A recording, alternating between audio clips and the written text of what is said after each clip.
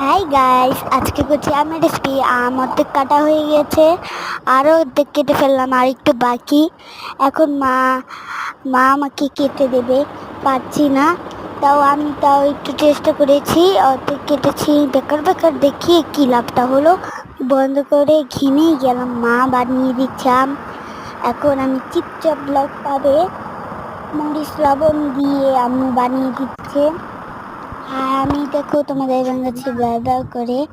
আর এদিকে বানানো হয়ে গেছে, আমি উঠাতে পারছি না গাইস, বলো কি। পরে আবার এটি বন্ধ করে আবারও করছি, ট্রাই করছি, পারছি না। আবার নিয়েছি, এত মজাদার কি বলবো, অমৃত অনেক। তারপর আমি বাই করে দিচ্ছি তোমাদের। Bye bye.